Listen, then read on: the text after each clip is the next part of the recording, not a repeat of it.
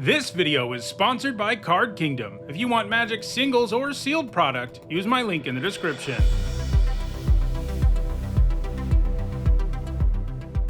Hello everyone, I am Nietzahone and I'm doing a draft of Lorwyn Eclipsed. It's the early access draft. Thanks to Wizards of the Coast for inviting me. I think it's probably going to be Taster of Wares. It's just like the baseline is 3 mana, 3/2, make your opponent discard a card and well, actually exile. And like the ceiling is, if you have a bunch of goblins, there's a good chance you steal an instant or sorcery and can cast it. And like that baseline already, 3 mana, 3/2, make your opponent exile a card from their hand. Great card for limited, and this is significantly better. It's not, I don't think, quite a bomb, but it's, you know, it's very good. Other cards in this pack I'd feel reasonable about first picking. Probably Elder Auntie and Tweez, which probably means red is going to be, you know, the person to our left is probably going to go red, but we'll see.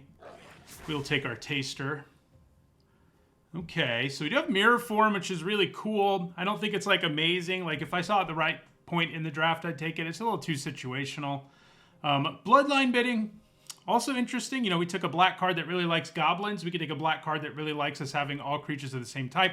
But I actually think this is really only going to work well in the elf deck, which is more about the graveyard than the goblin deck is. So where does that leave us? Well, black card here is not great. I mean, it's a card you play. We see this kind of trick: 1 mana, your thing dies, but wins combat every time, and you get a 2/2. Like that's pretty good. I'd probably think about Spiral into Solitude. One thing about that is that black white's not really a thing. So because this pack doesn't have anything that exciting, I think I actually am going to take the bidding because there's nothing in it that really, like, I think Kithkeeper probably, if you end up in the Vivid deck, is good, but let's just take this cool rare and see what happens. Okay, so Elder Auntie's good for us, gives us 2 goblin bodies. You know, we want to be blighting onto goblins. We want to be attacking with goblins, going wide with them. Works well with our Taster. Works well with our bidding. Scarblade Scout, not bad. It's like, you know, it's going to be like a key 2-drop for the elf deck. Miss Metal Council, going to be really good in Kithkin decks. I don't hate Unbury. Like, if it wheels, I'll probably take it, but I think Elder Auntie is better for us. Okay, the only thing about that to remember is that we did pass some good red cards, and that might mean that we have a harder time, you know, being in red. Tweez is pretty good. I do think we take it. I like it more than the Spewer, even though the Spewer is technically more synergistic. Like, you know, it does blight stuff, but it's like here to sort of hold decks together, like a lot of these hybrid cards are, and not really here as like a key card in your deck, I don't think. You know what I mean? Tweez, meanwhile, good removal spell with discard, you know, rummaging upside. I do like Omni Changeling, and yeah, I do like Omni Changeling a fair bit, but I think we'll take Tweez here. Will we be Goblins? You know, Goblin was the first creature type deck I ever built, I believe. Yeah, like the first legit one. I mean, I think we all built like a worm deck without any worm synergy at some point, especially if you started playing in the late 90s. But Goblins is like when I really first got seriously into a creature type deck. So it'd be cool to go that route. Okay, so another good card for the elf deck. Mills your stuff, gives you some nice value in terms of life drain. I don't love Dose of Donglo. Like, there aren't enough big, scary goblins that reanimating them, even with the Blight, is going to be that much worth it. I mean, I might take it because I think beyond that, maybe we consider Blossom Bind or even Great Forest Druid. Like, these are both pretty good. I don't like the Flame Caster very much for what we're doing. It's like a 4 mana or greater build around. I mean, I think I'm going to cut the black card in the end, but I don't feel great about it. Well, we do get a Mud Button Curse Tosser here, which is exactly what we want. One drop goblin that gets really good if you have other goblins because, well, it's only a 1-drop if you have the right stuff, but it also gives us a good thing to blight on too, since it destroys a creature with power 2 or less when you do. Does look like if I'd like forced Vivid, which, you know, there was a chance I did depending on what we opened. It does look like that deck might have been open. Don't hate Burning Curiosity. I think Stalactite Dagger is going to be a solid little 2-drop. You know, it gives you a body that has whatever creature type you care about and all the others and so forth. So, but yeah, we'll take the Curse Tosser and see what happens. Okay. I don't think this land is particularly good. You know, even with Kindred cards in the set, it's pretty hard to like have a land that still doesn't produce mana for a huge chunk of your deck, or colored mana, I should say. These white cards are pretty good. I'm sort of considering, you know, there's a chance we don't end up in a Typal deck at all. Those are the most well supported, but I mean, I could take the Wicker Maw. Yeah, I'll take the Wicker Maw. It does give us fixing, so it's a little bit of graveyard action. I don't hate Rooftop Percher, but oh, Elder Anti-Wield. It's interesting because red felt like it's not open at all, but the 3-mana 2/2 that makes a 1/1 wield, so I don't know. I don't know what's going on. All right, now we will take a Scarblade's Malice because trading like your Goblin for, you know, gaining some life and killing their best creature that's blocking and getting a 2/2 is pretty sweet. Okay, we'll take this guy. I am interested to play with him. I'm not high on him going into the format. I definitely think like all 3 of these cards are better, but we're looking to be in red, so we'll take the 2-drop Goblin that blights. We've already got, you know, a few payoffs for going hard on Goblins here. And the nice thing about them is they have okay floors too. Like, well, I think Taster of Wares has a really high floor and a really high ceiling. It's like a, you know, a great limited card because of that. This has an okay floor. Like, you have to pay 3 to cast it, fine, but paying 1 is obviously way better. Got 2 Elder Aunties, you know, the 4-mana 4/3 that blights. Okay, we did get Unbury back, so it's more likely we get some juice out of Unbury. Another Malice, sure. Out of Unbury than it is Bloodline bidding, just because the bidding, if we don't have a bunch of self-mill, I mean, I'll take a card that's in my color. All right, we're going to be a discard deck, I guess. Taster of Wares is great. Happy to get another one. Obviously, they get better together. Would love to get Wretched Wretch back. It's one of the few, like, straight up, like, you need to blight onto me cards in the set. But it is one of those. Comes back the first time you do it. Seer is excellent. There's, like, no way it comes back because it's just good in every deck and it's a good removal spell. And there's probably an argument to be made that it's a better pick than Taster of Wares. I wouldn't be surprised if it turns out that way, but the Taster's really good, especially if you already have a bunch of Goblins in your deck. Like, if we were in the blue-red elemental deck right now, it'd easily be Seer, but we're not. We're going to be tasting some wares. It's a little disappointing he doesn't do anything with food, but I guess, what's the flavor here? I mean, it kind of looks like he eats the things he steals, so he should be able to turn anything into food, right?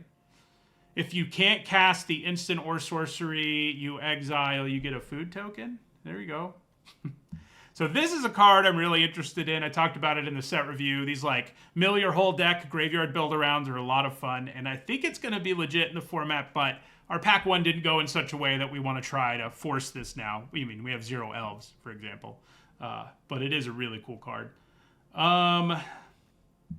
Where are we? I mean, Feisty Spikeling is an okay 2-drop. That is a Goblin, right? It's probably what I take. Glenelendra Guardian's really good. Iron Shield Elf's pretty good. If I wasn't extra interested in Goblins already, I might take it here, but we are. It's also not great with Blight because it's not really something you want to give up when you Blight. It's also not good against opposing -1/-1 counters, etc. Okay. Well, it's not a Goblin, but it's just a good card. It'll double an instant or sorcery spell if it has one on it, and it'll get one on it when we cast a spell. And it's a 4-mana 4/4 is the baseline, so we're perfectly happy with that. Would love to get Blight Rot back. Moonglove Extractor's okay, but Blight Rot especially. Stompling would be an okay thing to get back, but yeah. Red is pretty open, I think, if those Elder Aunties, you know, mean anything. Okay. So Dream Caesar. Oh, I was about to talk about all these other cards. We got Grubb's Command, which I think is just a huge bomb anyway, so I'm kind of shocked it's here because it's not that hard to splash. But obviously, if you're in a Goblin deck and you can get that first mode going, and the last mode becomes better if you're in a Goblin deck, it's just nuts. So we are getting the Goblin tools we want, although mostly just the rare ones, which I guess, you know, I'll take the rare ones. But yeah, I like Dream Caesar too, is what I was going to say. Even in this deck, you know, it does Blight, which we care about, but it is not a Goblin. But it makes your opponent discard, you know. It's kind of another Taster of Wares. Ooh, okay. This is one I'm interested in because I wonder whether it does enough on its own to work out, but we're jamming a bunch of goblins, and it blights, and it makes goblins, and it drains our opponent's life when goblins die. So, I think I gave it a C+ in the set review. It is a card I could see slipping a little, but, for now I'm relatively high on it. Wouldn't hate the Prankster coming back or the Spikeling. But yeah, we'll take the Mischief. Oh, okay. All right. Well, we'll take Champion of the Weird here as we continue to get Goblin payoffs, but only the really high rarity ones. But yeah, you have to Behold a Goblin and exile it when you cast it, but the upside is you can Blight too for as much life and toughness as your creatures have, which can sometimes be a one-sided board wipe.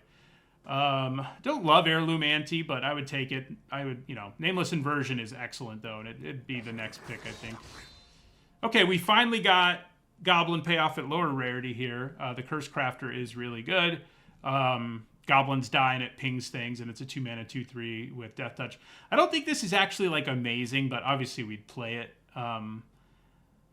The thing about goblins is it seems like there are going to be a decent number of goblin decks where you don't really want to keep your goblins on the battlefield. You know what I mean? Because you want them to die so you can get value out of them. I think we take Mischievous Sneakling over Gangly Stompling. They both work in our deck and they're both changelings, but I think I'd rather have a 2-drop than a 3-drop. Basically. Yeah, I do like this card, but it doesn't really... I guess it's more well-suited than the Flamecaster is. Could have forced a more Kansai deck. We will take the Cinder. Our deck can cast it. It doesn't really do what we want. Neither does this. We'll take the Extractor. It might make the cut. It's pretty funny with Scarblade's Malice, because it draws you a card when it attacks, and yeah. If your opponent wants to block it because of that, and then you give it Death Touch. Okay, so there's another Curse Tosser here. Also an Auntie's Sentence. One thing we don't have a ton of right now is removal. So that should probably move up our pick order now that we've entered the... I don't think we're going to play that. We might though. But now that we've reached this point in the draft... And so Auntie's Sentence is a removal spell. It's not an amazing one, but it does the job. And yeah, I think we probably need to grab it over. This might wheel too, because no one else wants it. You know what I mean? It's going to be one of the interesting things about this draft. It's sort of like Bloomborough. There's a bunch of cards that are only good in one deck. Yeah, she's great. If she was our pack one, pick one, we would have taken her even over our Taster. But she was not. So instead, we take another Elder Auntie, I think. Get those 2 goblin bodies. Yeah. Spikeling would be fine to wheel. How many goblins do we have exactly? 9. Yeah, that's pretty good. Plus at least 1 changeling. Might have another one. Okay, another Curse Tosser. Goatnap's not terrible. I don't feel like we've gone hard enough on Blight to make it work for us, though. I do like the Zealot, but it's definitely better in a Vivid Elemental deck. It's a pretty good 6-drop. I just don't know that we really want a 6-drop in our deck. I think we just take another Curse Tosser here. They're going to cost 1 in our deck, so why not? Ooh, Vile Boggart. Yeah, I mean, I think I take that once again over a Chaos Spewer. We'd play one of these, but we keep seeing better cards in packs. But yeah, we'll take the 1-drop that puts a -1/-1 counter on something when it dies. I could definitely use a little bit more Blight. That's one thing our deck, if we were trying to be super synergistic, doesn't have a lot of, but we have a few cards with it. So there's an Heirloom Auntie. She likes it when things die, lets us surveil, loses her counters. I mean, I guess I'd take her. She's a goblin. I don't know that she's going to make the cut. I just hate 3-mana 2/2s, and that's what she starts out as, I mean, sure, you could play her in your first main phase and then, offer up a trade, but why, that's just not that good. Probably don't play the Extractor. I think we're going to maximize our number of goblins for obvious reasons. I wonder whether I'm going to try playing this, even though I have some serious doubts about it working in a deck without very much self-mill. Another mirror form. Mirror Mind Crown, not good at all, I don't think. I do think this is actually going to be good. It's just a little awkward, so I don't blame people for not taking it. I don't think we're going to end up playing a Wicker Moss, so I don't think I'll take another. I think I will take a Zealot here. Oh, I don't like, if you didn't see my set review, the 4 mana card that was there that you can like name a creature type, and if the top card of your library is the right type, you put it into your hand. Could probably use a trick more than a random Goblin. Since we're going to be, well, we've already got, yeah, let's take the Goblin. I just don't think that card's very good, the one I was talking about, because there's a huge chance it does nothing immediately. And the discount alone's not worth it. We do finally get an Eclipsed Boggart. I was wondering about that. I mean, we have just about all the synergy you could ever hope for. I mean, there are some things we could have more of, maybe, but I'm liking the look of our deck overall.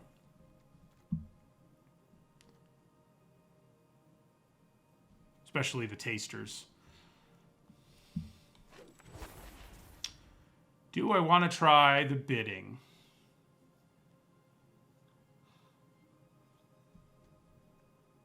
I don't know. I think people are sleeping on that 6-drop a little bit.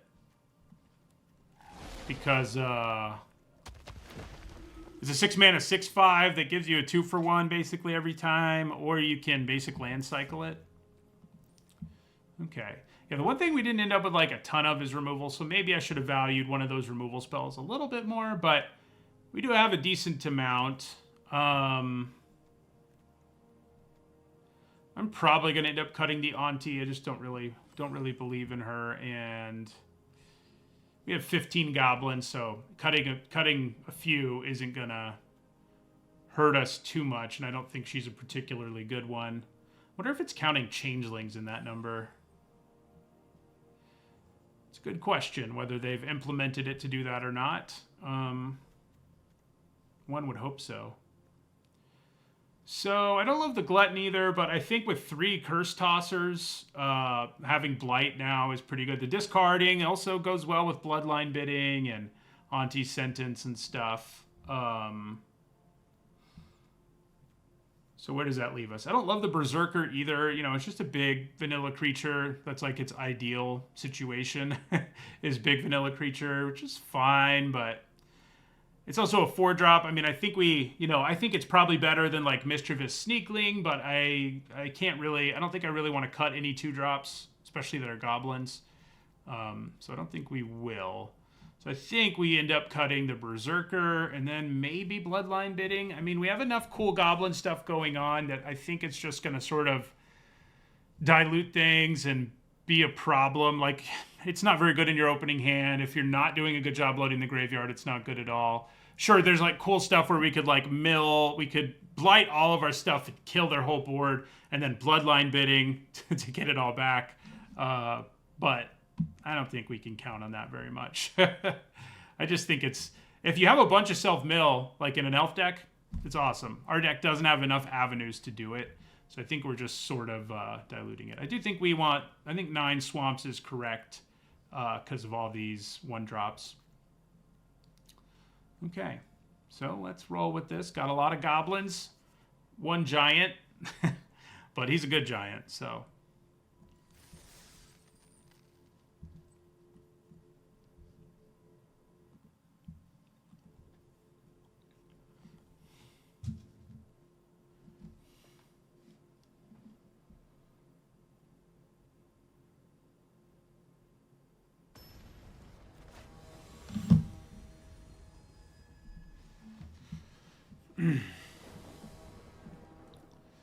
Okay, so we've got the turn 1 Curse Tosser. What we don't have is red mana.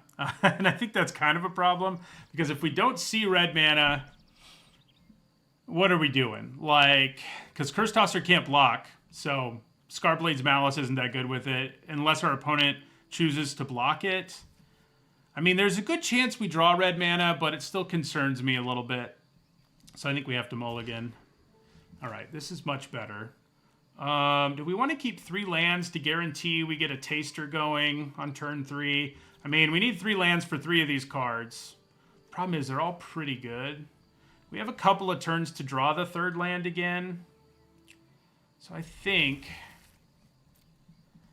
we're just going to do that. I mean, maybe putting the Auntie back was better, but opponent did mulligan too, which makes me feel a little better. One downside about playing this thing is your opponent can... Okay, we did draw the land I wanted. Your opponent can kill it and not have to worry about the counter.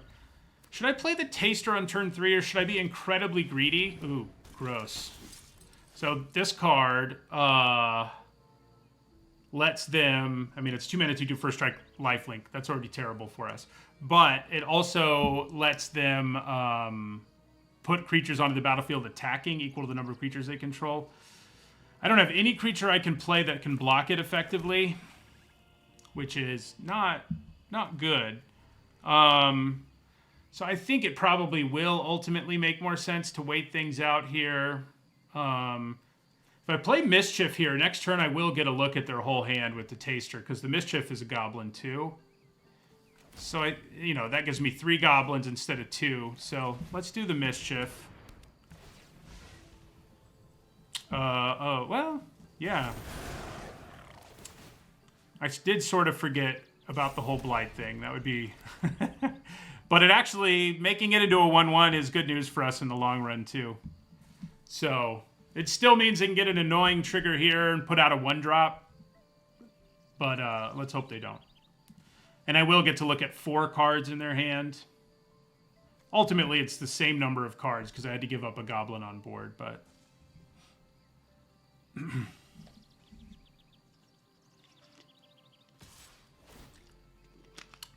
I guess I didn't play a 1-drop, so we didn't need to be too worried about it. I do think we just let it hit us.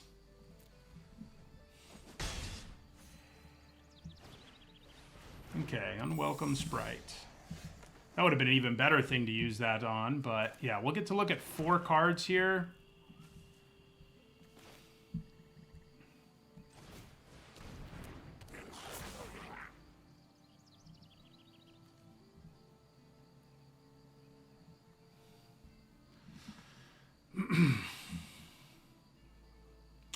They are a spot that they probably don't love because they might have to show us something they want to put into play with this, or whatever they want to play on turn 3, but also they don't want to give us an instant or sorcery, because there is 1 card they don't have to show us. They have to show us the other 4, so...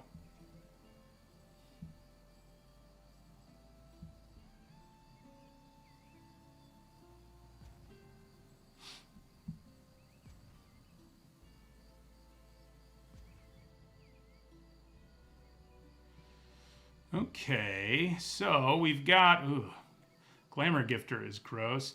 So I could take Unexpected Assistance because we can cast it and it's an instant. And that is certainly tempting. But it sort of feels like taking a creature from them might be even better. I mean, they're only at 2 mana. They need Convoke to cast it. I mean, they might have a 3rd land. And the Gifter is pretty gross. Anytime they have mana up, I'm going to have to be worried. Yeah,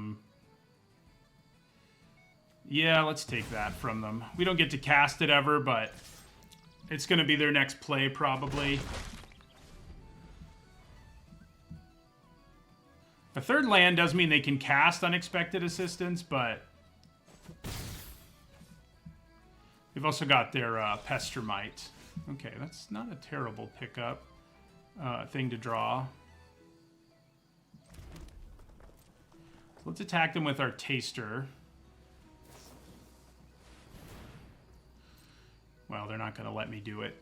They get to Surveil 2 here. I wonder if it was just better. Are you just supposed to always take the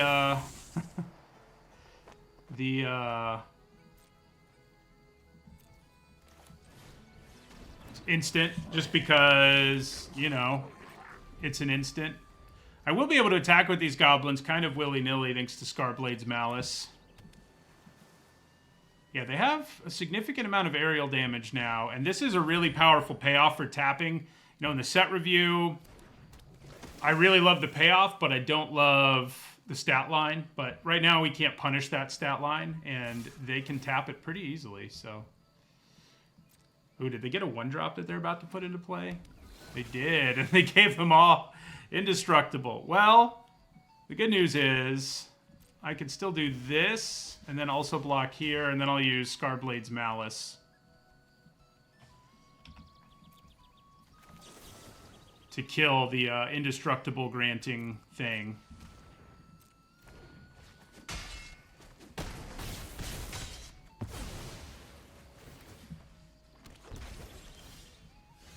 Yeah, I think we just attack with all 3 of these.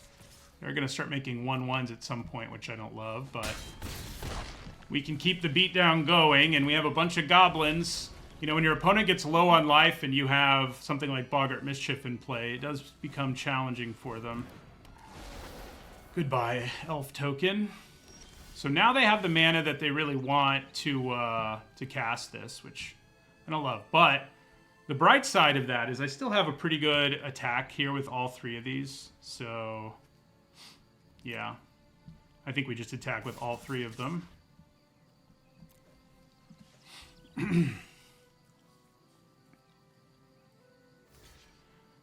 That'll drain a life. That'll drain a life.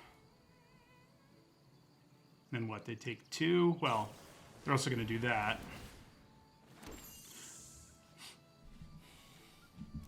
Yep, that card's good when you have the right pieces. We didn't get our Tweez or our Aunties, whatever, to kill it super efficiently, so.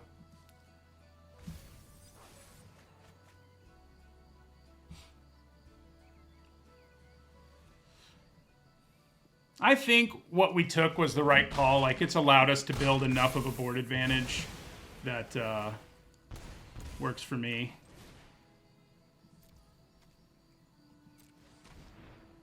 Behold. So not being able to block here is a bummer. It means the well guard can be real annoying. I'm sort of thinking I'm just supposed to attack them with everything every turn, though. Especially if we can draw, like, another goblin here. Because they're at 6. Life drain is a problem for them. We could just keep throwing goblins at them. Also, this can kill, like, all their stuff. So, so blocking it is not fun for them. I guess it can't kill this. It's power 2 or less, not toughness.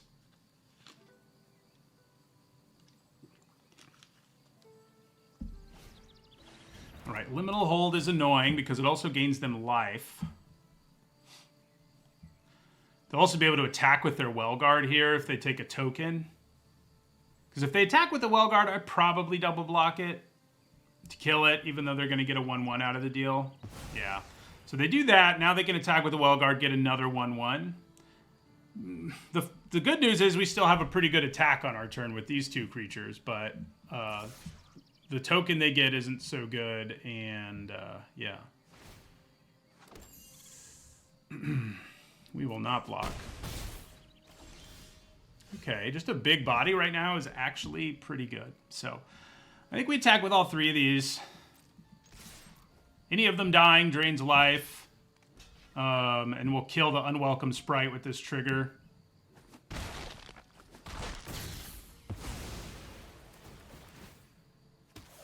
Bye-bye. You go to 4. Play a big giant. Right now he's basically just a 4-mana 4/4, but okay. Yeah.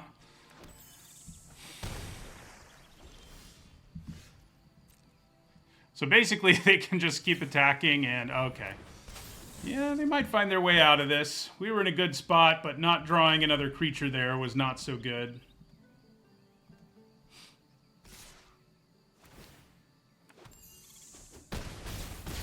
Blue-white fairies. Ooh, interesting. So we take 4 in the air. Yeah, well, let's Taster of Wares them and see what's going on.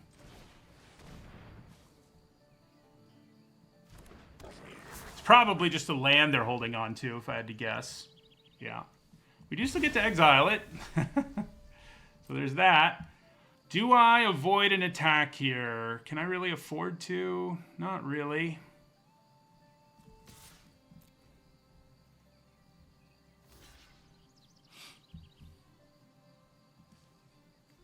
Yeah, they'll blight just to get rid of my Daydreamer entirely.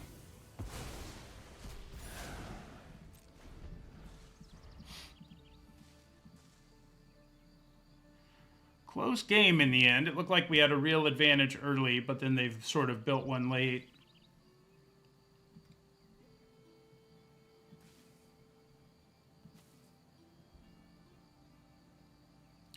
Definitely block the Well Guard if it attacks us here. That'll drop them to 3. We'll go up to 7 and then go down to 4. So we still won't be dead. Oh no, we would be dead to their flyers because they'll get a 1/1 in the meantime. Yeah. I mean, I think it's the right play for them and for us, and we're both just sort of at the mercy at whatever's in each other's hands here. Not what I wanted. I guess if I can get them to block here, we can survive another turn. Yeah. if only they'd blocked. Yeah, we're dead. Close game. I mean, I think our deck played how I expect it to. That 4-mana 3/2 did some serious work. That was really their MVP for sure. Could have taken that from them, but they were a ways away from casting it at the time. I think if we hadn't gotten rid of that 1/2 with Flash that makes something into a 4/4, we just wouldn't have been able to attack it all early. And that would have been a problem. I guess we eventually drew that trick, the Death Touch one, and we could have used it to solve that problem, but then we wouldn't have had a good way to get rid of that 3/4 that gave Indestructible to everything. So I think we made the right choices for the most part in that game, but they won the race by just a tiny bit. If only they'd blocked there at the end. Their deck definitely doesn't have very many flyers. Goblins don't tend to be very good at flying.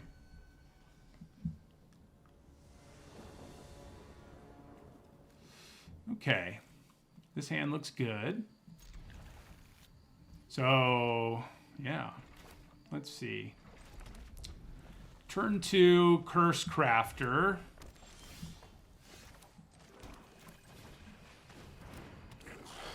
Mischiefing and making it into a 1/2 isn't too bad because it has Death Touch, you know? Oh, they're goblins too, I think.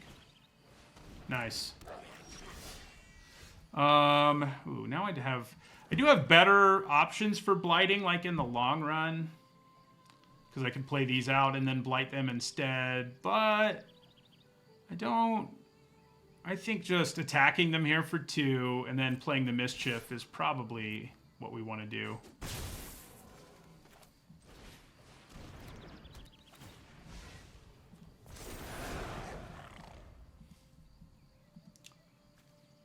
That would have been a nice card to draw late in that last game.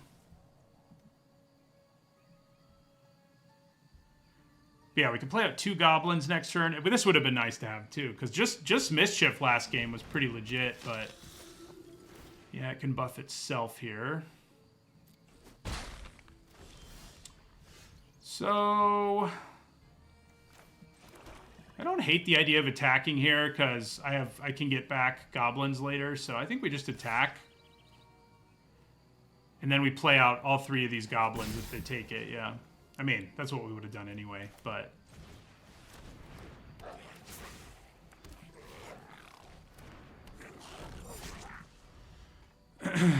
Trading aggressively here, I think, favors us between these 2 triggers being in play and Unbury, so...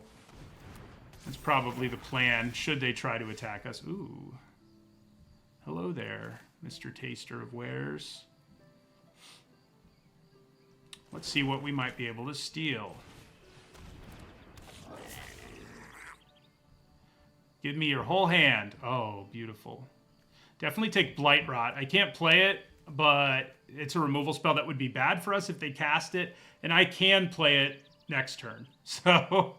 So I think it's what we take here. Thank you. Thank you for the removal spell. Do I want to attack with my Curse Crafter?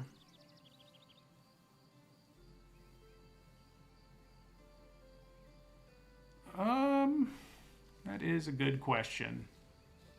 I can get it back easily, but I'd much rather be giving up other goblins who will do 2 at a time to our opponent. But I also don't hate trading for any of these. Yeah, I mean, it will take this trigger off the board for, what, a turn? So I think I'm fine with it. I'm also okay with doing 1, so yeah.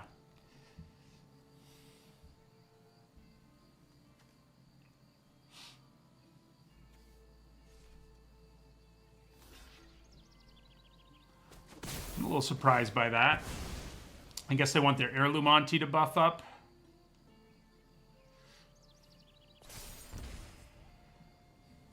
But yeah, we're going to wait to use Unbury till we can trade off something else and then get them both back.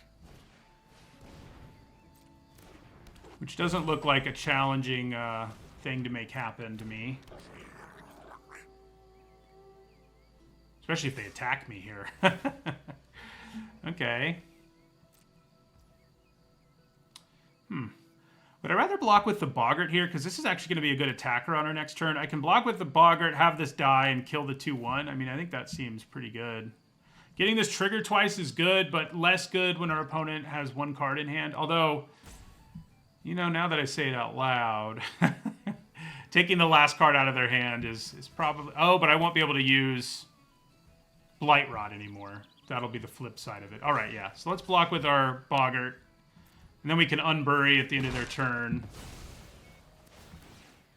Put the counter here. She grows to a 4-4, but we can kill her with Blight Rot, so I don't think I care too much. And then we will Unbury.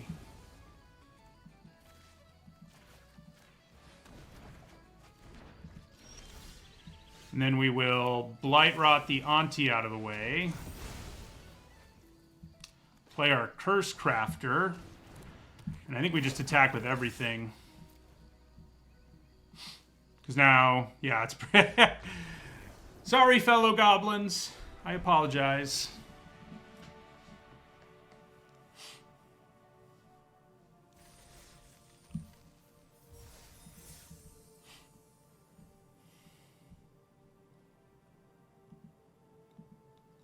Be interesting to see if we have, like, if we run into another deck with a bunch of flyers, if we fold quite as much. Obviously, anytime we can get the 2-mana 2/3 Death Touch and the Kindred Enchantment in play at the same time, like, it's going to be hard for our opponents to win. But yeah. All right, we do get to play a turn 1 Curse Tosser. I have to show them I have a Taster of Wares, which is less than optimal, but I like playing a 1-mana 2/1, you know? But now I don't have to. Nice. Behold.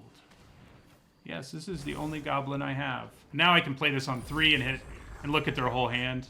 Well, they'll probably have more than 3 cards in hand, but I'll get a good look at their hand is my point. What does this do again? It lets them draw cards is what it does. Yeah, I mean, I think we attack. It's fine if they trade here. I don't get a 2-for-1 like I might later, but I think it's fine beyond that. And we may as well just leave our mana up, flash in the Sneakling. So they can spend their turn here removing this counter and hitting us for 2 and drawing a card. I don't know if that's... I mean, if they don't have anything else to do, that's the thing to do. I think we're pretty happy if they don't have anything else to do, though. Yeah, I mean, for sure. They get to draw a card. We flash in our Sneakling. We're only going to get to look at 3 cards now, which is a little bit of a bummer.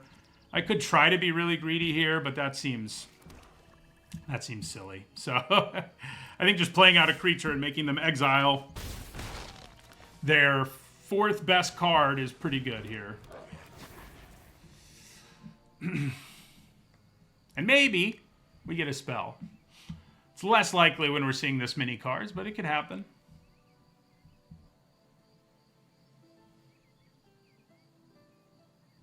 They have Savannah Lion's Sleeve. They should appreciate this Curse Tosser.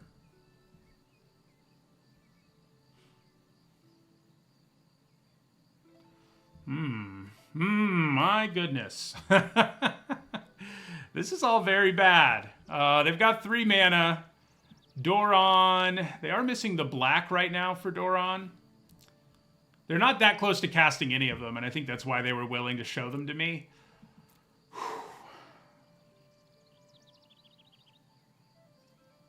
But Doran is the one that most likely they can cast soon. Also evoking this for 2 white.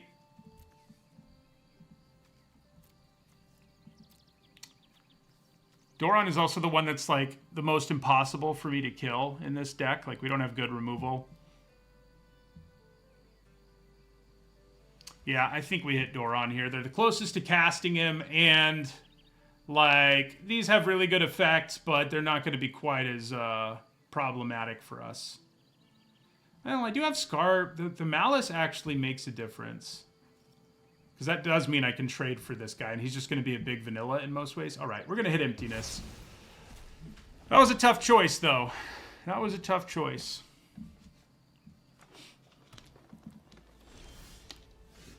Okay. Well, I think we just swing out here. I don't think we want to use Tweeze on this thing. Like, we're perfectly fine with the trade. These could very well be removal spells. Okay, they've got a Sneakling. Do I want to Tweeze that? I think the answer to that is maybe. I mean, if I'm going to Tweeze anything now, it'll probably be the Nuisance, right? I mean, I may as well hit the Nuisance because it's better. Now that they have 2 blockers, I think I'm good with that, and we'll discard our Swamp.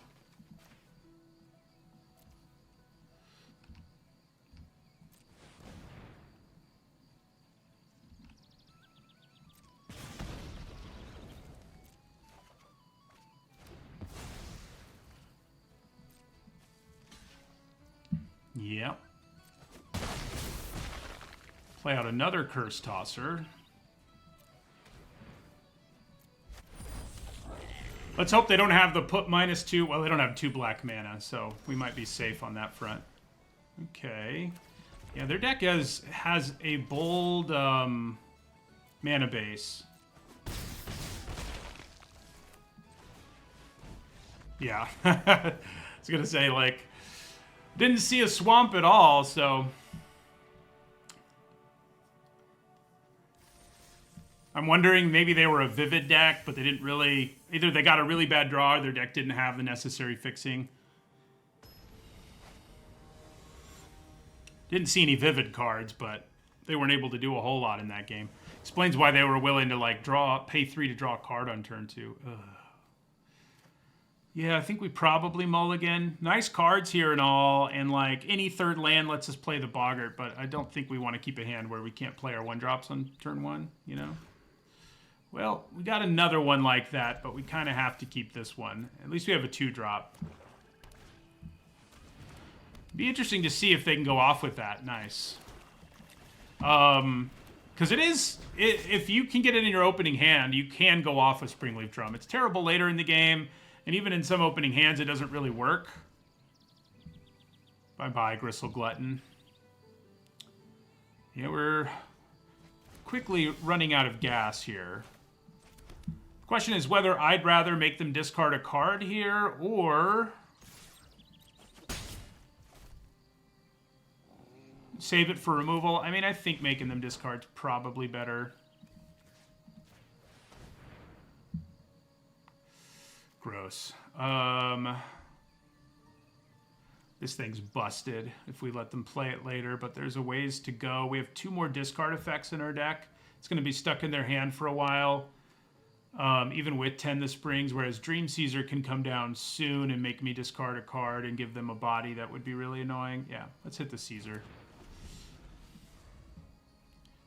Plus, I don't actually have green mana right now to cast Tend the Sprigs, so that's good. Oh, yeah, that's what you need to support your Vivid deck, that's for sure. Just what I was hoping for. I mean, I think we attack here. If they block, the question is, I mean, I think we just let this happen because we can kill the Wayfinder with the counter. Sure, I don't have another creature to use this on right now, but I'm bound to draw one, right?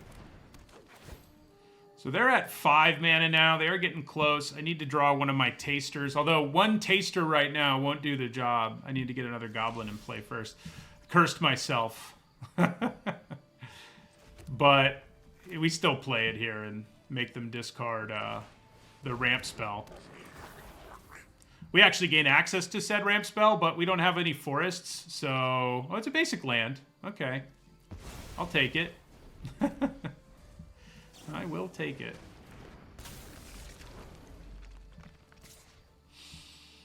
Yeah, I think we're just going to take 3 here.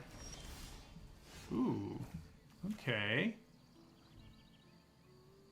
Well, so I think we play this. Then we attack with the Taster, and I seriously consider using Scarblade's Malice because I get to cast it again for free.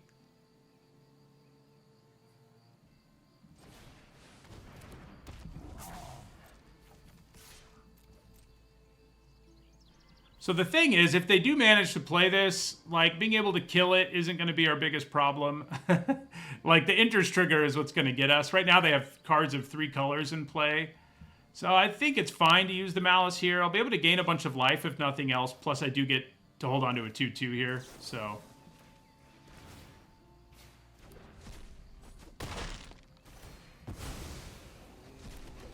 I do lose the ramp spell, but I don't really... That doesn't matter very much.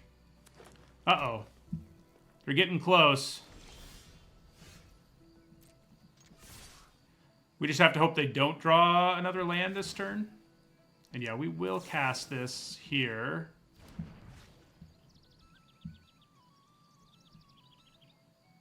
If they give up their creature, they can't Springleaf Drum, so I don't think they will. Don't draw a land. Don't draw a land. I guess they only have 1 color. Well, now they have 2. For a minute there, they only had 1 color of permanent, so there was a good chance that they would just hit a land. I think we attack for that reason. In part, anyway.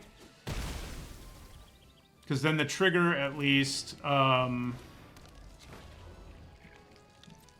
have to use this first to get 2 permanents out of the trigger.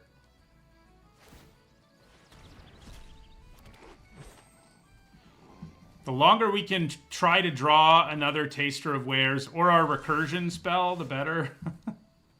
Alright, we're going to attack with both.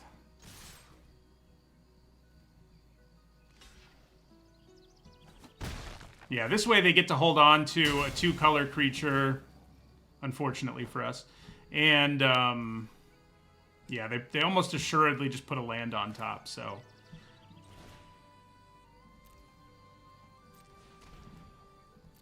So we better be ready for 2 triggers here. 2's not a nightmare, at least.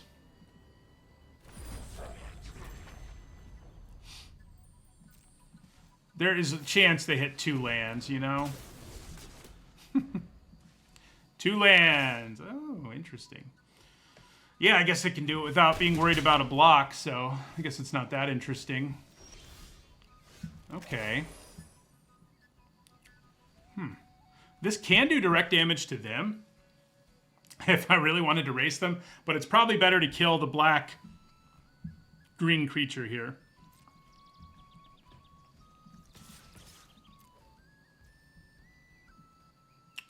And then we also get to discard a land and see what we have going on top of our library.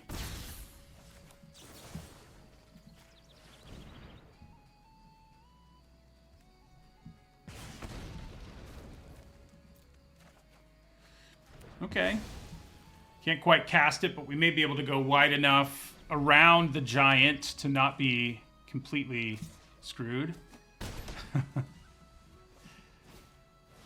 You know, I'm pretty surprised that... oh, hello. Now we can finally solve our problem. I'm surprised that when they surveilled, they didn't have a land on top. Because just getting that huge creature out would be a big problem, but now we don't have to worry about it. So let's attack with our Curse Tosser first. No, never mind. Yeah, never mind. I just want to be careful here. So we get back our Taster. And I think the Bile Vile Boggart, yeah. We're going to play our Taster. So they do have a removal spell, but sadly, I think we got to hit the Awakener. Like, sure, they can kill one of our creatures, but that's not the biggest problem in the world. So just got to get rid of that thing. And we'll attack with our Curse Tosser. Yeah, I was thinking again, it says 2 toughness. That was not the right play. Oh, good. Just what I was hoping for. High Perfect Morcant to show up after we made you discard your best card. Okay, so we will kill this.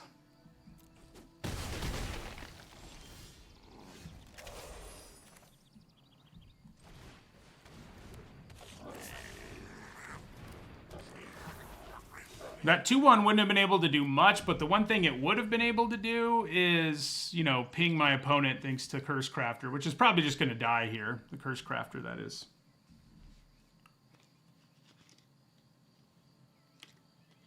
It's probably going down. Surprisingly, it does not.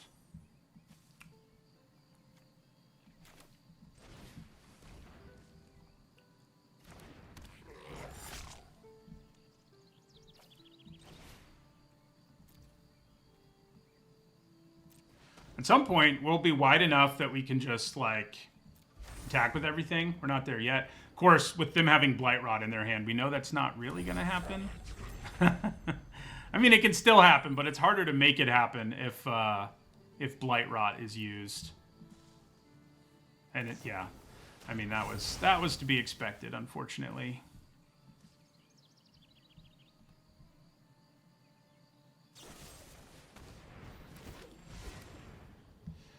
Well, so I could blight this and just kill the token they got, which I think is probably fine.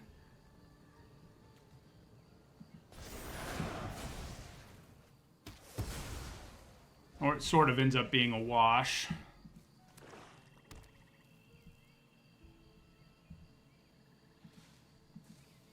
So we're in top deck mode here, both at low life. They have better creatures in play, but I have more. I think if I were them, I would probably just attack with everything, like both of their creatures, because I can't kill them on the backswing. I mean, it wouldn't take much for me to, I guess, but yeah. We're going to go ahead and take 3. The reason for that is because, like, if I draw our... the spell that, the enchantment that'll let us drain life, like, obviously that's way better, you know, to wait until then. So I think we'll take another 3. Can't really do it anymore. Oh, I forgot about Grub's Command. So 2, 4, 5. That just gives us lethal if we kill her and give all our stuff haste. Let's hope that works. Destroy target artifact or creature. Creatures you control.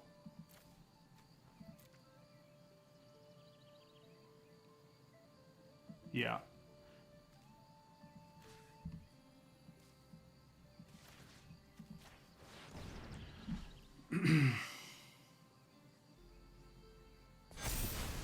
Will this work? It does. That was a great top deck. Hadn't shown up for us yet, but showed up in the optimal spot where you can, you know, you just have, oh, I can kill their one blocker, and now it gives me lethal.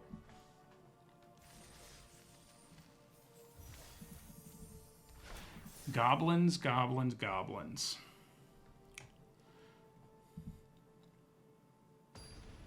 Games have been fun. I mean, that first and third game were both really close. Or I guess first and fourth game. And that's always fun. Okay. Now we get this in our opening hand, which I'm pretty happy about.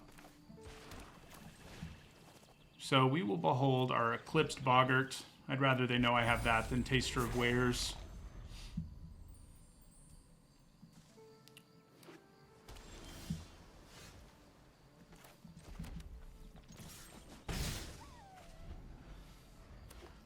Wonder whether I want to play the Auntie next turn so that I can get a better Taster of Wares, or what? basically a free attack. Would have been sweet if we had our Death Touch trick there, but, you know. Yeah, we'll play the Auntie here.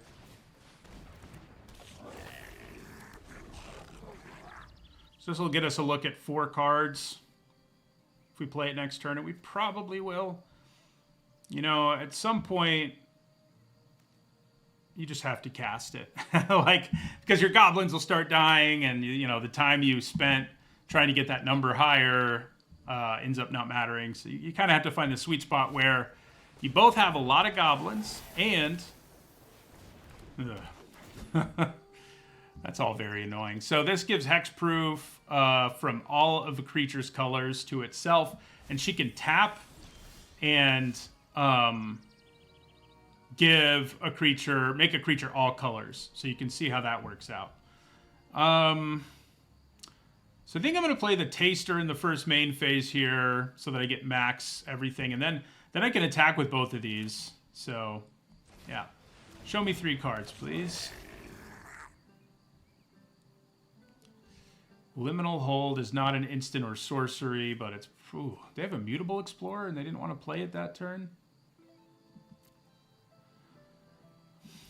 This Shimmer Creep's not going to feel good, but the Mutable Explorer ramps their mana and gives them a body. This is a removal spell, but we don't have like an individual goblin that we're that broken up about if they kill it. So, yeah, I think we hit Mutable Explorer there. Then we'll attack with both of those.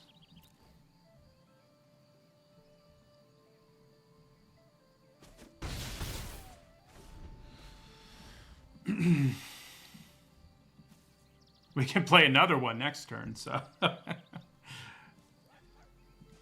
think they whiffed on a land, which is good news. They do have great Forest Druid, though, so it's not like they don't have 4 mana, or enough mana to play that 3/3, or enough mana to play their Liminal Hold. Like, they can do all of it, so... With Unbury in my hand, you know, getting the Taster of Wares back is pretty sweet. You know, playing out those 0/4s is super annoying. I don't really appreciate it. Yeah, I think we attack with all 3 of these.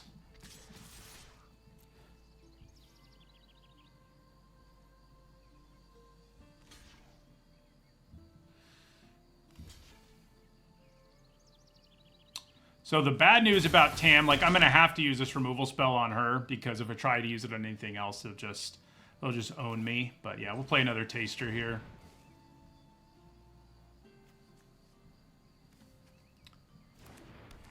Trading them off is pretty good, so now, okay. Well, you're not really supposed to scoop early during the early access event, but that's fine. I don't think you were necessarily going to lose that game anyway, but I guess that's okay. They tell us not to do that because everyone's making content, you know, and it's a less good game for you guys if our opponent scoops when they have 11 life, and arguably a better board than we had, but okay. Two of the least impressive cards in our deck, probably. Although, I don't know. Anti-Sentence I could see end up being better than, like, the C I thought it was. Same for this. I mean, these are both cards I didn't love, and this, I think they gave this a C- and this is C. The Auntie I do like a lot, but, yeah. If it turns out this X2 killing effect, like, actually kills something a huge chunk of the time, which I think it can, but even more than I'm thinking it can be better. I do like that it's modal. Like, it's not like Daily Interrogation or whatever, which was like a really terrible version of this. So, could kill that Mauler. I don't think I do. I think it's better to just get some goblins out there. So they are an elemental deck, it would appear.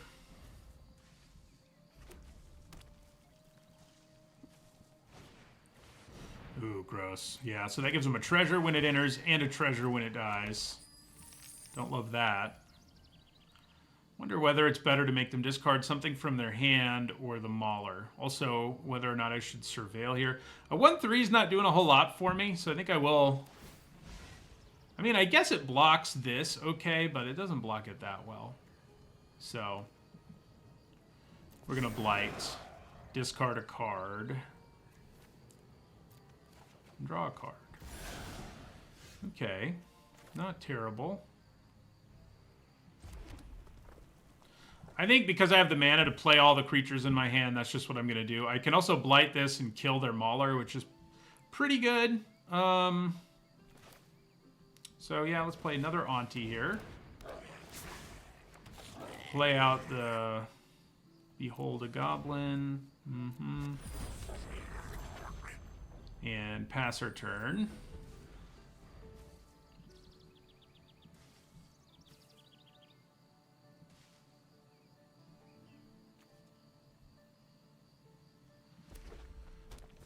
So they actually have 5 mana thanks to their treasure.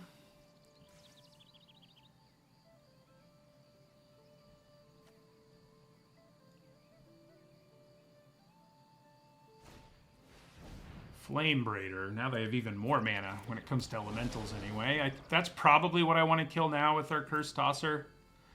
It's more of an issue than this.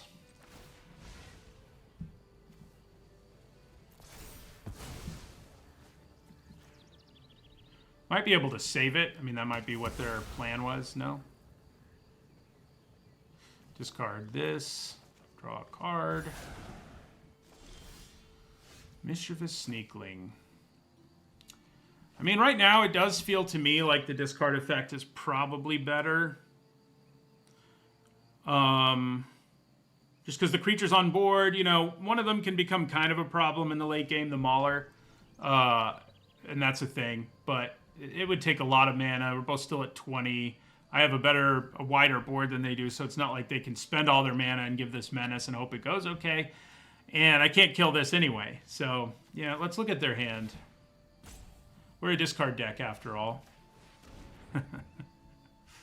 Can't hit instants or sorceries or enchantments, but there's usually a permanent you can hit, and there is. Oh, good. They have 2 Seers, but at least we get rid of that thing, which is what they were going to play next. So, so I'm more happy about that. Something gets seared? No, you're just going to hold on to it for my better creatures.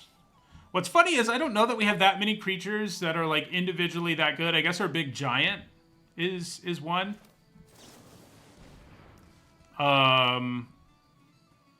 So like spot removal's not that great against us overall though. Our creatures either have enters triggers or make multiple bodies.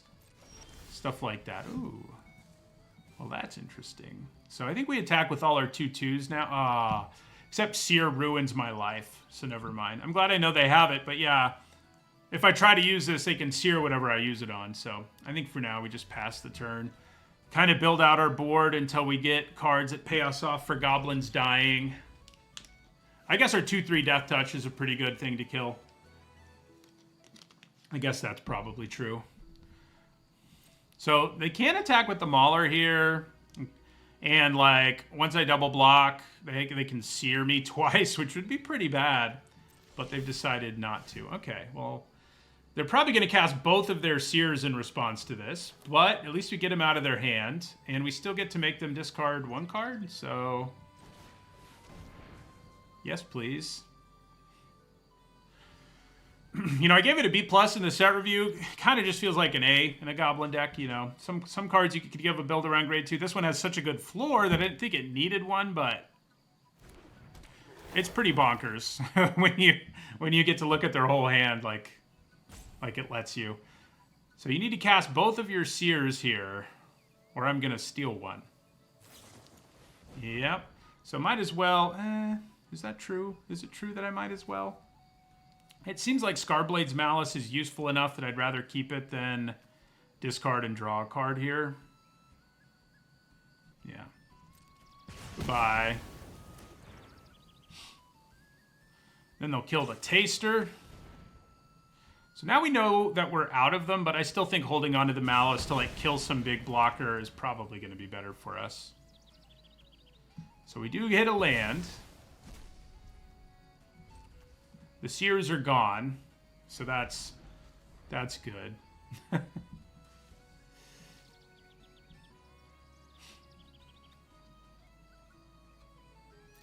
Especially when we have like a couple... Ooh, gross. I was talking about our giant and then had to go and play theirs. They don't have a spell to double right now, at least.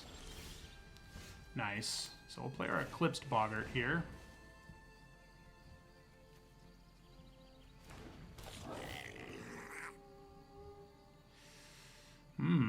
So Taster of Wares, obviously not very good here, so I think we just grab the Curse Crafter. And now we can start attacking, especially with Malice up, a little more freely. It's unfortunate they're still at 20. You know, against everyone else, they were like in single digits when we sort of got a board set up like this. That's not the case here.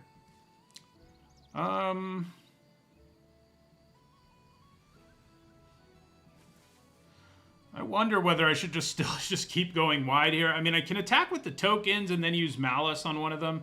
I think that seems fine. The only bad part about that is it'll be harder to kill the Daydreamer later, but... Because they're not going to block with the Daydreamer. They might also just take one here, which, honestly, just doing one of them at a time is probably okay with me, so...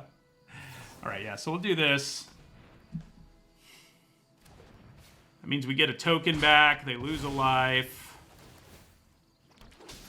And then we play out another Auntie. So what we need is our big command right about now. Okay, so there's Gathering Stone, a card I don't love.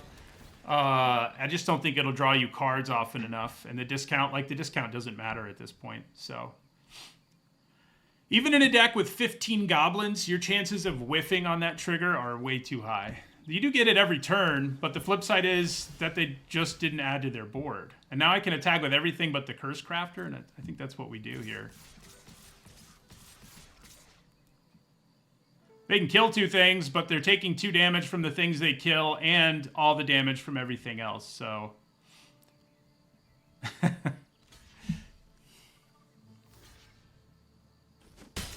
Oh, actually, the elf dying will not damage them, but they do go to 8. All right. Do they get an elemental this time? No. What did they draw? Pretty good card, but I don't think it's going to be enough. Depends on what it drew them. If it drew them an instant or sorcery, we might be about to be in some trouble. Oh, we haven't gotten to do that yet. Okay.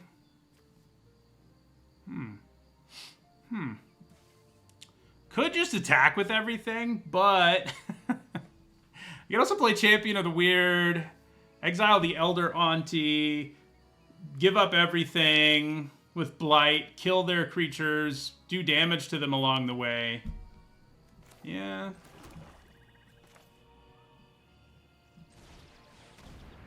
We're going to behold a Goblin here. Alright. Pay a life, Blight 2. Oh, they get to choose, obviously, but...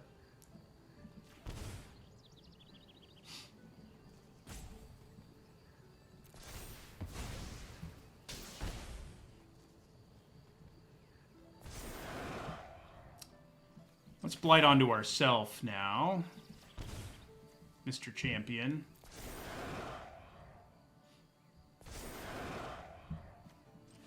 Blight onto ourself again.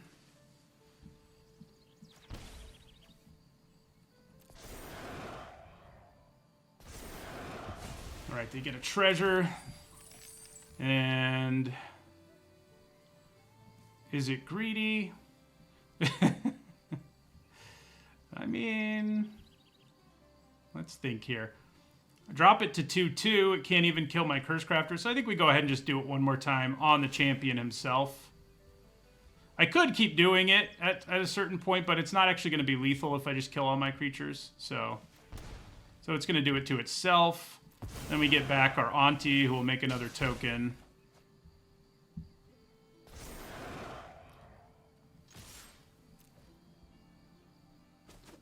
Yeah. All right, we've gotten to do all the Goblin things, and it's been fun. We do have a shortage of removal, but it does feel like our discard spells plus our Death Touch trick kind of have filled that void. And we have, like, you know, we have a little bit of removal. So.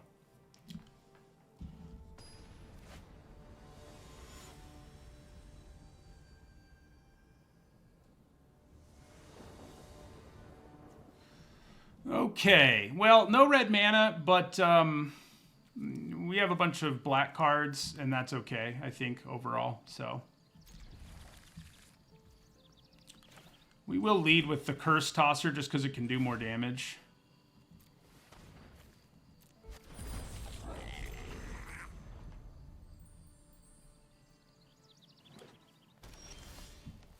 Ooh. We're going to have a pretty aggressive start. Hopefully they don't have a 2-drop. Because now we can go second Curse Tosser. Vile Boggart.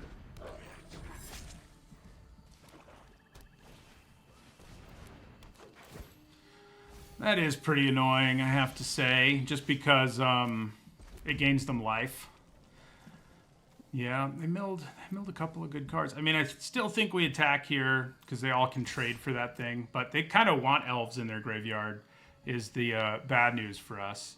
I guess with lifelink, they could just be like, I'll attack back for 2 and gain 2 of it back. So maybe that's what they do. I don't know if I would, like, if you can kill a Curse Tosser before its trigger matters, I think I would trade for a Curse Tosser because the trigger will be meaningless. Next turn, I can play the champions, and yeah, I think that makes sense.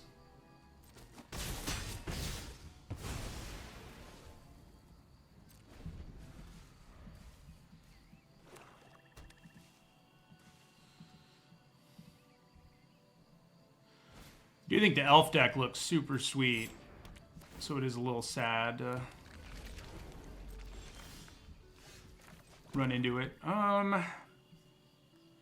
Is it worth playing my champions here or attacking? I kind of feel like the answer to both of those things is no. So we'll pass our turn.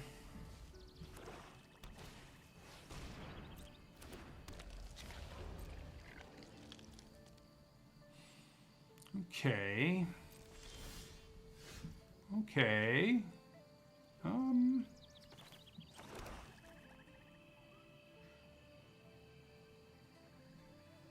Copying a Goblin isn't that good right now. Killing something with this isn't that good right now.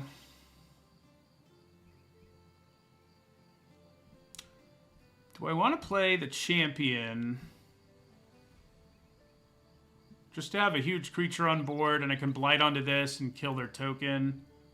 But I also have to give up something else is the thing. Because of the Behold. I could Behold the Grub's Command. That's kind of interesting. I could Behold Grub's Command and then just twice blight with this to kill both their creatures and attack them for 3. Then I get Grub's Command back. Huh. Yeah, let's do it. Well, I won't get the command back immediately, though, unless I blight a 3rd time, and there's not really a reason to do that yet. So, yeah. I guess blighting the Boggart might be better. Yeah, let's do that. Not blighting, but beholding.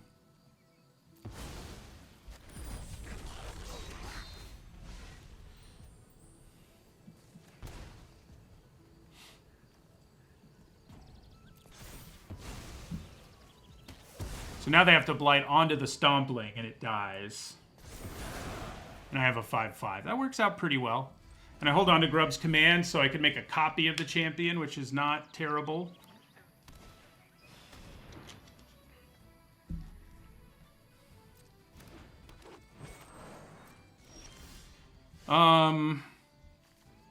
Kill that, make a copy of the champion, because it's only an additional cost to cast. So then I would just have 2 5/5s in play after I kill their creature. That can also do a bunch of damage to their board. That sounds pretty good to me.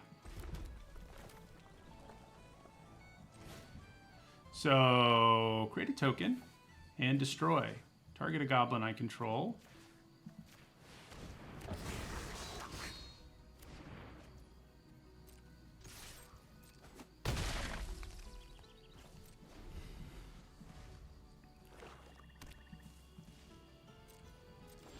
This looks pretty good. Let's play this out just in case. So if they kill one of them, I at least get something. They may have just not decided to play anything out and they have like removal, because if they play anything out, I could just blight it, you know? So. Yeah. So now what? Is it just a chump block? Oh, and it gains indestructible. Yeah, that's annoying. Okay. Otherwise, Scarblade's Malice might have done something there. But we will drop them to 6 here. And we'll end our turn. Ooh, I should have blighted. That was a mistake and a half. Because I could have just killed the archer. Yeah. Yep. Now I can't quite kill it. Well, not with one blight trigger anyway. The archer would be dead if I were smarter.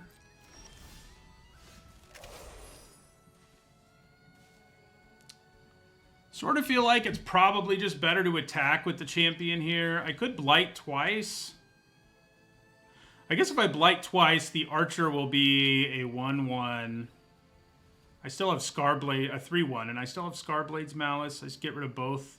Yeah, that way I get rid of both of these, more or less. I can just straight up get rid of both, so that's probably even better. See if I can make up for not killing that archer when I had the chance.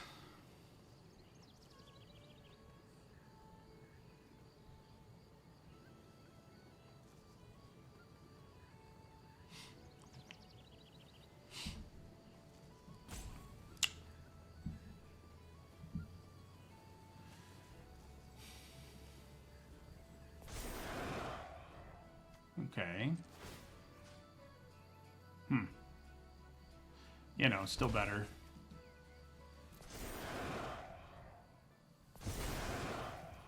Then we do it one more time. Say goodbye to our champion, but get back our 1/1.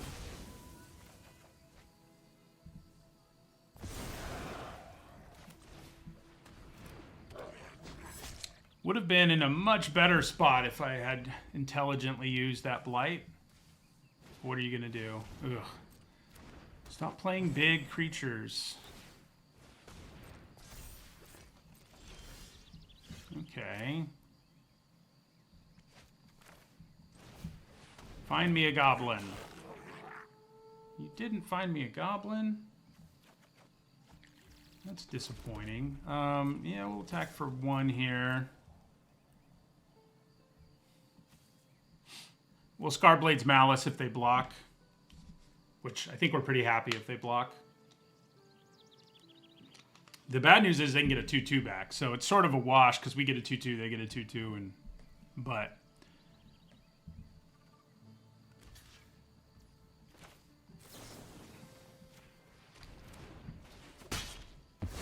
we get the big body off the board. We will submit 0.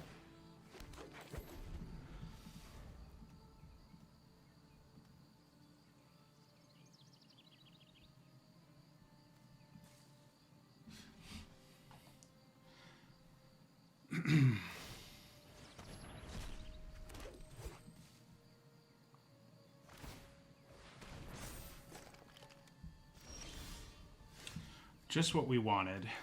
We keep getting our good cards right when you want them, you know? So return 2 target creature cards. It's your creature type. So I think we want the champion and the curse crafter. Yeah. So let's play this.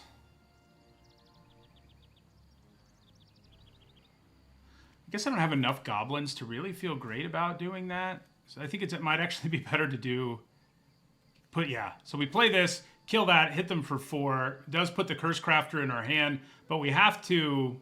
We keep the damage on the board if we do that. Because we can only kill 3 goblins.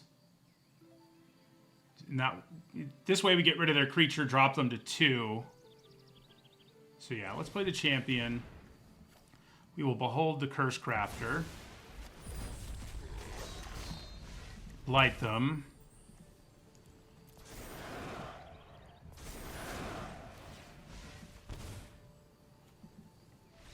Yeah. Well, I could have won a lot earlier, I think, if I'd used it more correctly, but my deck gave me another roll. Gave me a re-roll on the Champion of the Weird.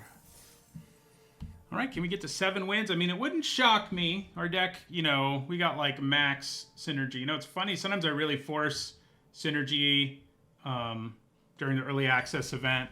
And I didn't really, like, you know, I just sort of got all the goblin things. I didn't, like, force a silly deck like I sometimes do. All right, I mean, I think it's keepable.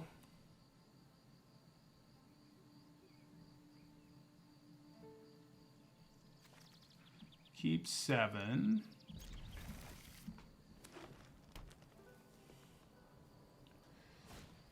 Ooh, that's not what you want to see. Especially in your removal light deck.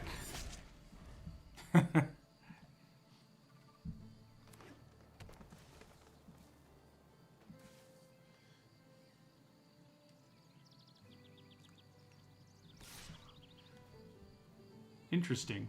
Even if they buff it to 2/2, I still get to kill it, so... I mean, they have to use a trick or something, and then I still get to put a counter on the figure. So, oh, it's a 2/3. I should not have assumed it was like Figure of Destiny. I still think it's an okay exchange, but obviously not nearly... No, it's not a good exchange. I'm kidding myself. Oh, it's so funny because I read all the cards for the set review, and then I always get to the early access event. I'm like, I'm not going to read them again. But it's hard to actually remember 100% what every card does.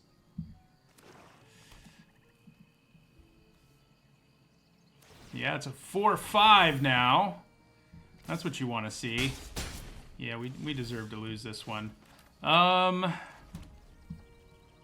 think we'll play Elder Auntie here. Because if I can play the Taster next turn and leave up Scarblade's Malice,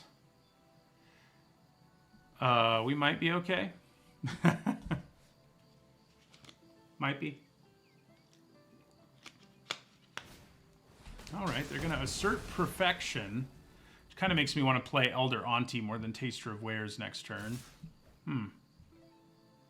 Yeah, I mean, if you let me trade for that. I kind of doubt you will, but okay, I like it.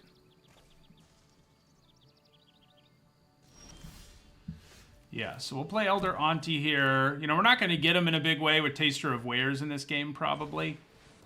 But if we can kill this figure... I think we've got a chance. And we do have a way to do it. It's just a question of whether they have interaction to, like, blow us out entirely.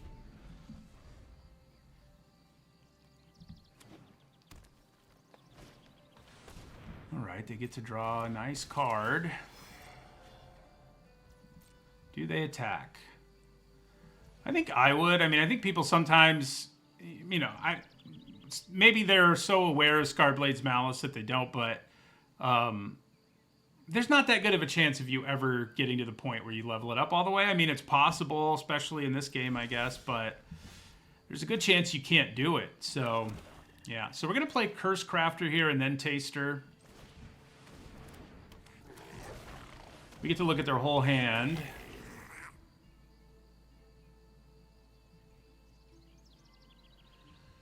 Dose of Donglow, Assert Perfection. I think we probably take Assert Perfection because it gives us a way to kill anything. The reanimation spell is a little annoying, but it doesn't scare me that much. I guess this huge creature is a problem, but I have Scarblade's Malice. And Formidable Speaker's cool, but I'm not that worried. I think we'll just take the removal spell, please. And we will pass the turn. I have a Death Toucher in play, so Assert Perfection can kill literally anything.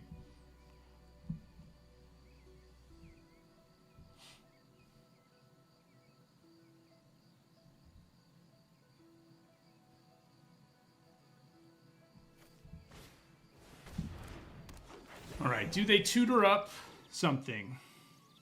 If they have a land, they probably do. Ooh, interesting. You didn't want your mind... Oh, you're going to try to reanimate your Mind Ripper. Gloom Ripper. This thing's gross. That's going to be a problem in the near future. Yeah, that's sweet. It feels like Recurring Nightmare, Survival of the Fittest decks back in the day. Discard what you want to reanimate and then also get to tutor something up is a nasty combo.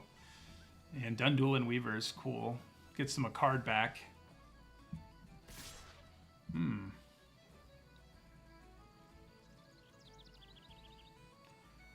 Do I need to kill one of these here? I mean, probably. Yeah. With all the recursion, it's a pain, but I think it's what we're supposed to do. And hope we get our own recursion, I guess.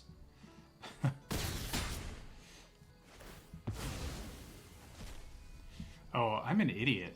I'm playing these last couple games so well. I was thinking I held on to my spell, but I do not. Now we're going to lose this one for sure. I don't think I can get my way out of losing after making that big of a mistake. We do have kind of a free attack here, but... We do still have our Scarblade's Malices. That's like what we're holding out hope for trying to help us win, but... Not keeping the removal spell there was dumb. It would have been way better to like double block with these. That would have been the intelligent play.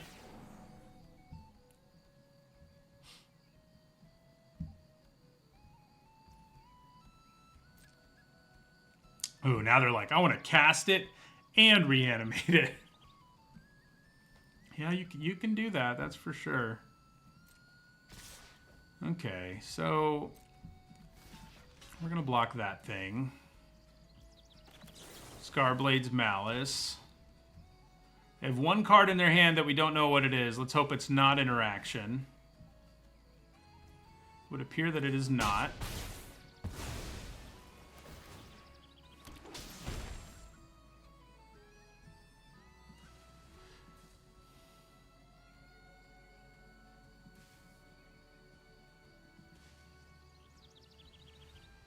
So yeah, this will come down and kill something and buff something of theirs.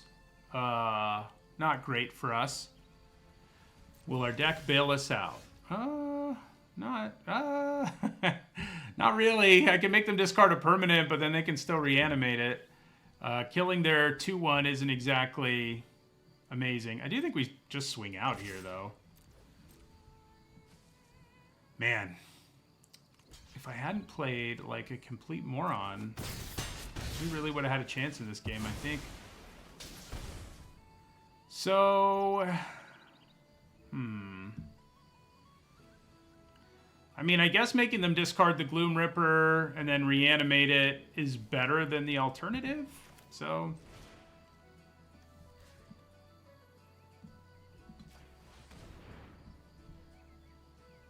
the last card they have is Bog Slither's Embrace. But yeah, we'll make them discard the Ripper.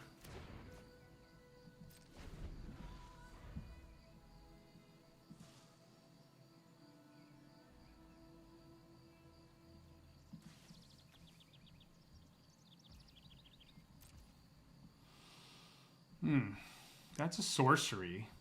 This is an instant, but they don't have the mana, do they? I mean, if they did, they would have played it, yeah. Curious.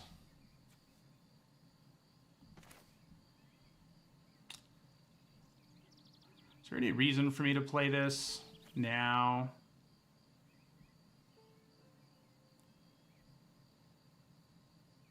I guess so. We'll behold a goblin while we have one.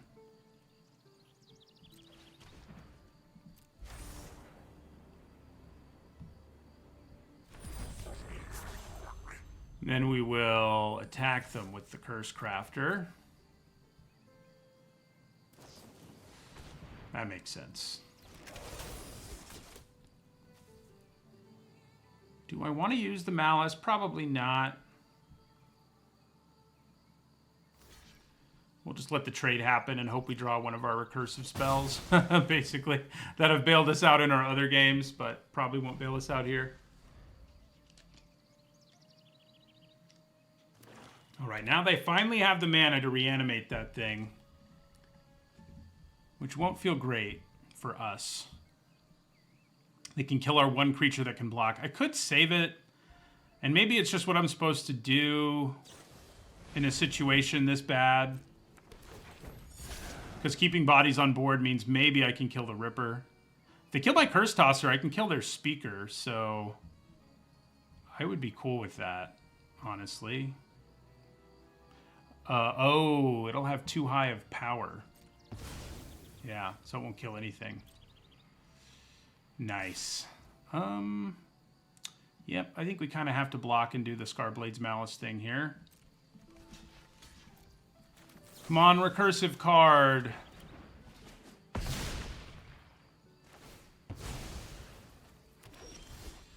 Okay, big 4/4. I mean, they can kill it. But, all things considered.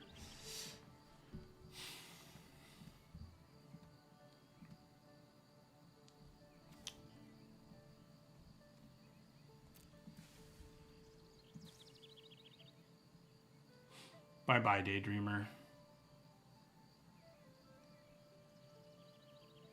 Gotta imagine they just pay the full amount for the day for this to kill it. I guess they also might want to play their Pummeler, though.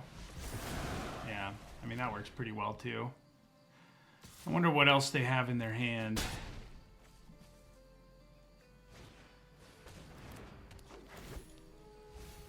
If I don't get a recursive spell, well, a card that makes a couple bodies is pretty useful.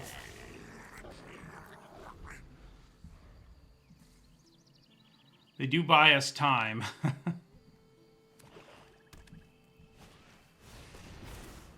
Hello, huge creature.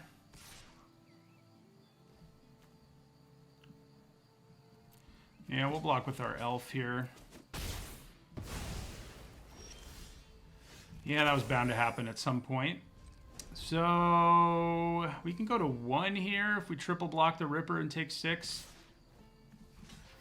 I think that's the plan. Good chance they have some way to kill us, but second creature's pretty bad. Yeah, that's bad too. Man, even with my huge mistake, our deck like surprisingly lasted longer. It didn't. I mean, they had their mana issues, I guess, but I'm still a little surprised by that. Well, we've got 1 game left. Let's see if I can avoid playing horribly during it.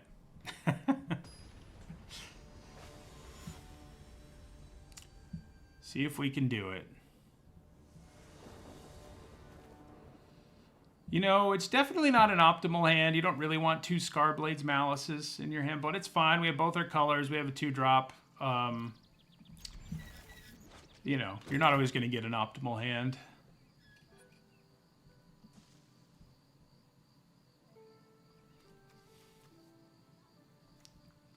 We have gotten to double 1 spell. I mean, all it did was gain us life, but I think that kind of ended up mattering in that game.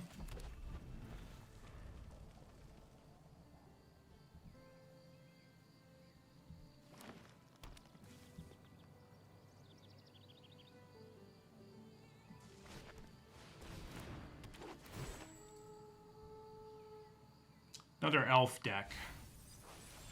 Already have 1 elf in their graveyard. So they're kind of living the dream. Do I take 3 here or flash in my Sneakling? I think we take 3. The Sneakling with Scarblade's Malice may be more valuable. Gross. Well, they're living the graveyard dream. So they get to mill 4 here. And then they can put a creature or land back on top if they want to. They do not want to. They just want it all in the graveyard. Yeah, we'll play the Auntie now.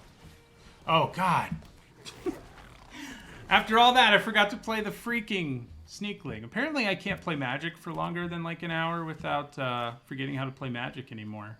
Getting old. If I would just do the things I say, that would be so much better. We would have another body on board. Be so much better. They are getting close to where they can just start cranking out worms. So it may not matter in this particular game. You know, being able to create 3 worm tokens at will is pretty gross.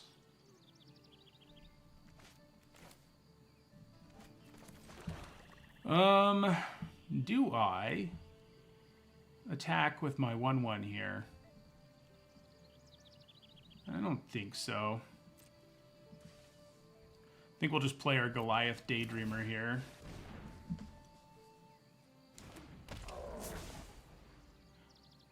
Attacking and using Malice is like tempting, but I think that can go wrong in so many ways. A removal spell would be cool here.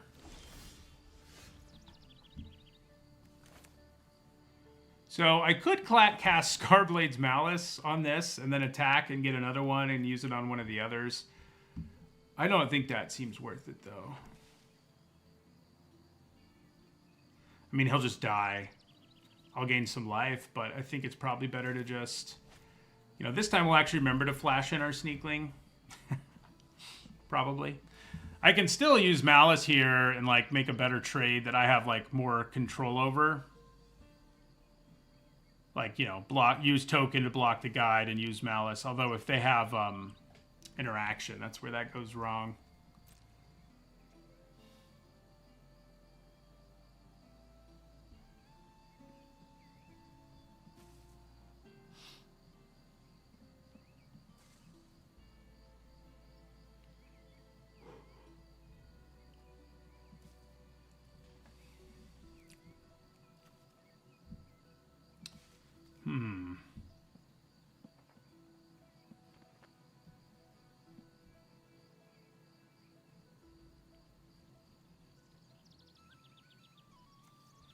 Well, they're considering a number of things, which usually isn't a good thing. It's not usually good if somebody's considering a number of things in a game of Magic.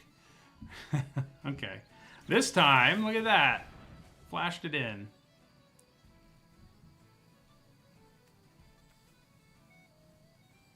Flashed in the Sneakling.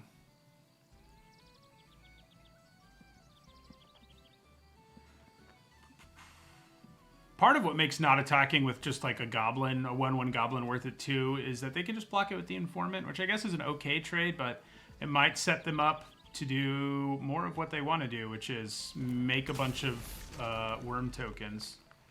Which right now, I don't know how I do something about that. They could just do it every turn and get 3. Like, I need the removal spell for it, and that's not quite enough of one. I do get to cast it twice. Oh. Okay. So I could give this -2/-2, then attack with the Daydreamer, give it -2/-2 again. They're still going to make worms, but at least we turn off the value engine nonsense of it all. Now, if they kill our Daydreamer in response, then we're in trouble, but...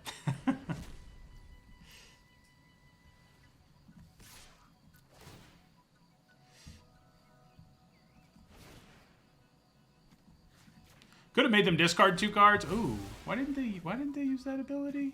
What's going on here? Oh, they must not have a land in hand. Nice. I'm down with that.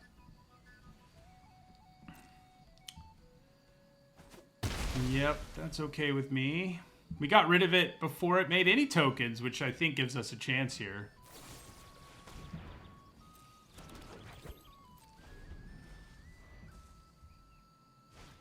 They do still have tons of graveyard value. Just your deck probably has that card I really want to build around. The Morkant's, what's it, who's it? Okay. Yeah, like none of my attacks are really worth making here still.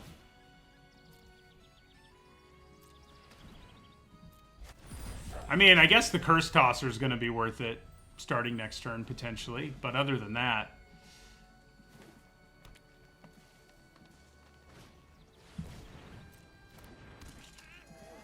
yeah, the Curse Tosser will be worth it. Oh. Okay, well. I'm going to block here. And I think that's it. We go up to 22. Mill some more elves into the graveyard. All right, so we're going to attack with this. Probably just gets through. I mean, if they block, I can give a death touch to even kill the wary farmer and then also kill something else. Ooh, if this works for us, it's going to be good. It does.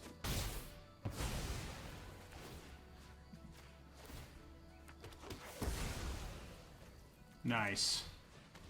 Now, they do have two elf tokens just sitting in their graveyard, and then maybe they're trying to win with Morkant's Eyes anyway, in which case all their elves dying will eventually just give them like 15 tokens. So, you know, that's definitely on the table here. Well, let's see what the last card in their hand is, why don't we? Oh. Oh my. So I steal their bloodline bidding, and I can just cast it right now because it has Convoke. I only get back one creature, hilariously, but this is what they're about to go off with. I guess I may as well attack. Let's see. I can attack with... Do I want to use it now? The problem with not using it now is they could kill my Taster. I can attack with one. Yeah, just attacking with Elder Auntie is worth it. Because then I can still do it. Yeah, so let's attack with Elder Auntie and see what happens there. All right, so we get one more token out of the deal. So there's that.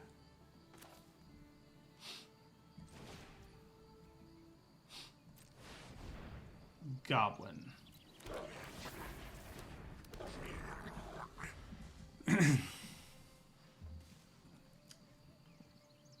If it had been way later in the game, that would have been hilarious, because we would have just, like, reanimated. Well, it is pretty late. We just don't have that many goblins in our graveyard, shockingly. Now, with Scarblade's Malice in our hand, we can pretty much attack with everything. I mean, they're going to get themselves those 2/2 tokens, obviously, at some point. I don't think that card's super main deckable. There's not enough things it hits.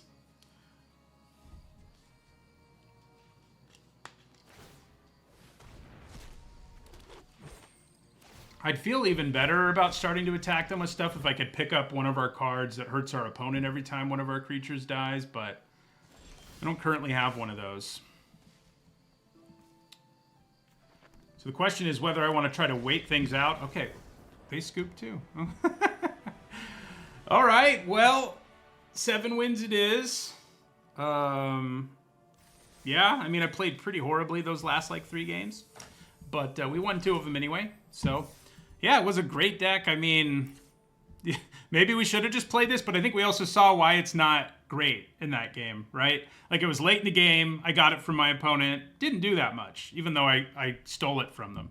Obviously, Grubb's Command was nuts. The Daydreamer did a little bit of work. Taster of Wares was amazing. You know, there wasn't really anything about this draft deck that sticks out as, like, completely different from what I expected. Champion of the Weird was really good. You know, I gave both Grubb's Command and the Champion bomb grades. I gave this a B+, and, you know, realistically, it's somewhere in the A range once you have however many goblins we have. Yeah, this is maybe a little better than I expected. When you've got Curse Tossers, like, it gets a lot better, that's for sure. So, yeah, it was a fun draft. Got to go crazy with goblins. See you all in the next one.